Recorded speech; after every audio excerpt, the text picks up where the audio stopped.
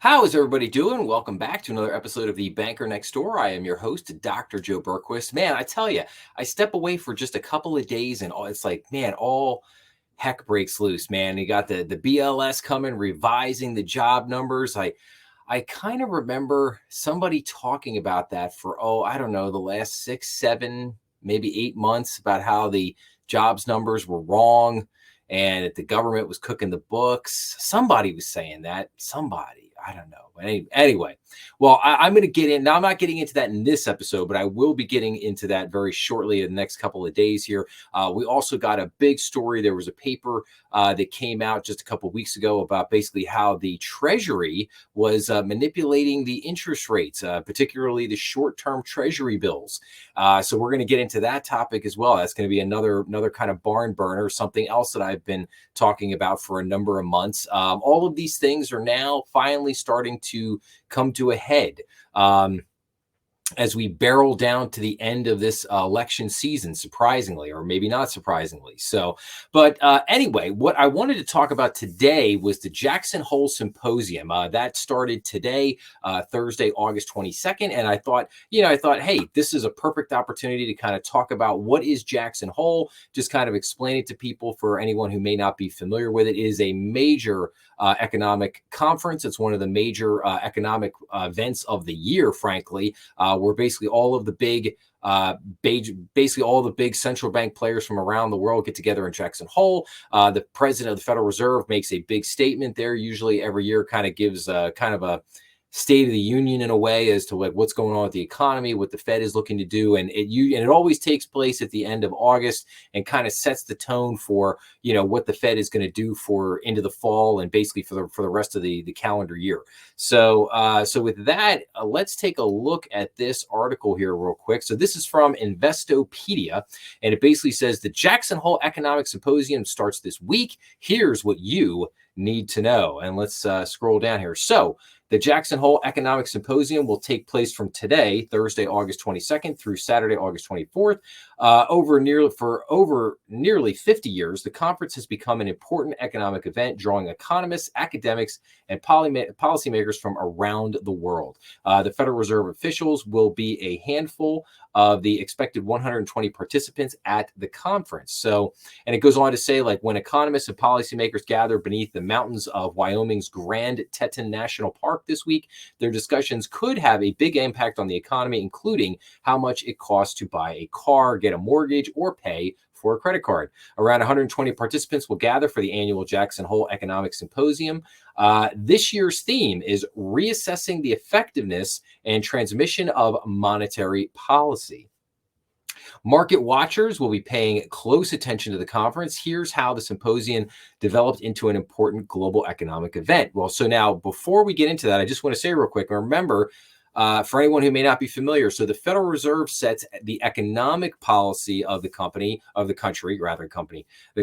and the United States Congress, and by turn the presidency, the administration, they set the fiscal policy for the United States. So again, fiscal policy versus monetary policy. So the Fed handles monetary, government handles fiscal. That's all you really need to know there. So, okay, so why Jackson Hole? So the event is hosted by the Kansas City Federal Reserve, but it didn't start as an economic conference, and it didn't start in Jackson Hole. So in the early years, the conference focused on agricultural trade, and the first event in 1978 was actually held in Kansas City, Missouri, and later in Vail, and then in Denver, Colorado. The conference eventually moved to Jackson Hole, where its focus took a turn in 1982.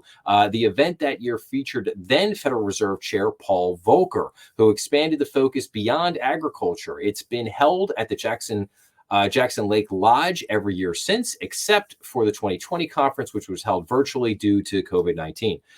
So what's economics got to do with it? Well, Volcker's appearance started a trend with central bankers and economists from around the world regularly attending the annual conference. So when Fed Chair Alan Greenspan spoke at the 1989 event, it cemented the tradition of regular participation from the chair of the Federal Reserve. Now, if anybody has seen my series on the Lords of Easy Money, I kind of cover, we don't necessarily talk about the makeup of the Jackson Hole event, as it were, but I talk about that particular event in 1982.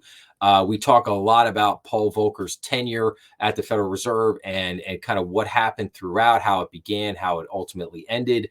Kind of ended. While Mr. Volcker is held in high regard and high esteem today, he was not held in so much regard back then, especially not in 1982 when he was jacking interest rates to the moon. Okay, so what's economics got to do with it? So Volcker's appearance started a trend with central bankers and economists from around the world regularly attending the annual conference. When Fed Chair Alan Greenspan spoke at the 1989 event, it cemented the tradition of regular participation from the chair of the Federal Reserve. However, that tradition isn't written in stone. Former Chair Ben Bernanke skipped the event in 2013, while his successor, Janet Yellen, passed over the 2015 conference. So central bank officials aren't the only economists at the event. People from around the world come to present their research on topics that tie into the theme. The schedule is likely to be published Thursday, and papers are typically released ahead of presentations. So what's special this year? So Bank of America securities analyst noted central bankers' presence is significant because the Federal Reserve's policy committee does not have meetings in August. Major policy changes have been signaled during a long summer intern meeting period, they wrote.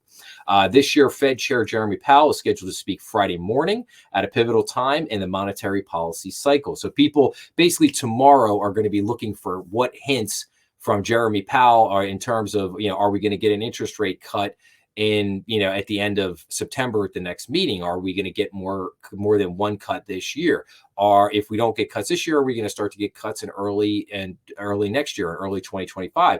I think they're going to be looking for clues on this, and they're going to be looking at, looking at some of the economic information that came out here in the last week and a half. With inflation coming down, with the revision of the BLS job and employment numbers, basically making the labor market look a whole lot weaker than it actually is, and actually seeing the unemployment rate, at least as per the U3, click up to 4.3%. And I think that is now, beginning to give the Fed the cover they need to start reducing rates. But we'll see. I don't know what is Jeremy Powell really going to say here? I'm not really sure how much he is or isn't really going to say. I suspect he's not really going to say that much. I suspect that it'll still be something along the lines of like, we're going to continue to monitor and see what happens. We'll meet to decide on, any potential rate cuts at the next meeting. I think he's going to say something kind of vague in that vein, that regard.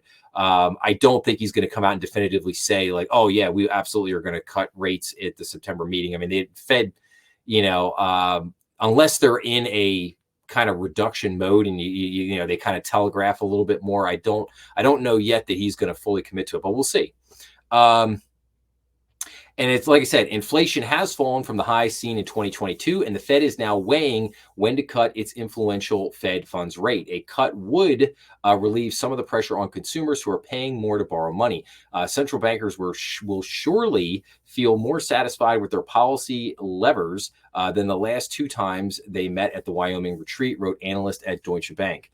All right, and that's pretty much what it has there. So my feeling here, I'll hop out of this. So my feeling here is that the Federal Reserve is going to cut rates at the end of the September meeting. However, I think it's just going to be basically a 25 basis point cut, which is not going to make a tremendous difference to everything. I think it's going to be more, I think the market will react more to the sentiment of a rate cut, basically, which is kind of the acknowledgement of the Fed that basically, like, yes, they're going to be reducing rates further going into the future. And basically they acknowledge that the economy has weakened enough that they basically need to, begin to reduce rates to make something happen there. So, and I think after that, you will see a pause from the Fed, and there, really won't be much in the way after that. And remember, the Fed just has meetings. They have meetings in September, October, November. They don't have a meeting in December, and then they come back in January. So my thought is they make the cut in September. They take a pause for 3 months, see what happens, and then they come back in January. And then, as they've kind of telegraphed a little bit, probably begin to reduce rates further, like January, February, March, April. You might see a series of quarter 25 basis point rate cuts. I think that they would like to try to bring the rates down to maybe by 150 basis points. So right now, in other words, you have the federal funds rate sitting at basically about 5.5% right now. I think they'd like to probably take that down to the 4 to 4.5% range and just see how that, stabilizes things. So in terms of like your commercial loan rates, what does that mean? Well, commercial loan rates could be, hovering anywhere from 7% to 7.5% right now. So it probably brings commercial loan rates somewhere down in the neighborhood of maybe 5.5% to 6%, somewhere in that range, which it's not crazy, but 5.5% makes a huge difference from 7%. That's a huge difference in terms of the monthly payment of what somebody's doing. And then obviously that would also help. It would take some pressure off the 10-year T-bill. And we would probably see rates go down. But will we see rates go down on the 10-year T-bill? If people have followed kind of what I've said on the comments I made about the national debt and how out of control the national debt is, and how that will put pressure on the long end of the curve when the yield curve begins to revert back to a positive territories. Rates, you could actually see the 10-year Treasury go up while the Federal Reserve is cutting rates next year. But we'll, like I said, we'll see. That the $1 million question is always, what is the Federal Reserve going to do? In other words, the Federal Reserve has tools at their disposal. They could manipulate the long end and the short end of the interest rate scale as far as the T-bills go. They could do that. They have the tools at their disposal to do this. The question is, what do they ultimately want to do with their balance sheet? They've been shrinking the balance sheet a little bit. Do they want to reverse course on that? Do they want us to turn the printing press back on and basically start printing money and pumping money back in? I think that would be a huge mistake. I think that would help in reigniting inflation. But they may do it to try to manipulate the Treasury and keep the long end rates from spiking up back up to 7, 8, 9%. So, but like I said, we'll see. We'll have to see what's happening. So, okay. I'm going to wrap up with this episode.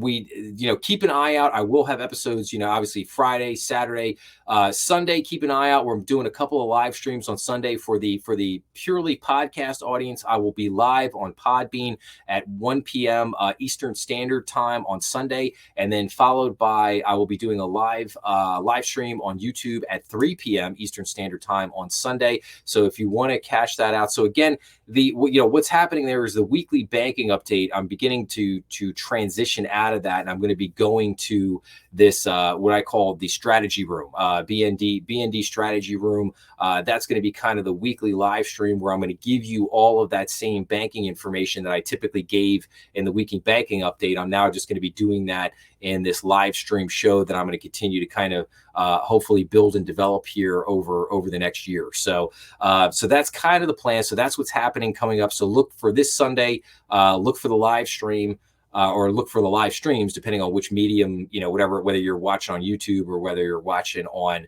Podbean. I haven't quite figured out the Rumble thing yet. I'm still working on the Rumble live stream, but at some point I will be live streaming it on both YouTube and Rumble. But like I said, I'll get all that hopefully figured out in the near future. But anyway, if you like this episode, please make sure to like, share, and subscribe, as that always helps the channel. Please remember we are on YouTube, Rumble, and all the major podcast platforms. Please make sure to leave your comments down below.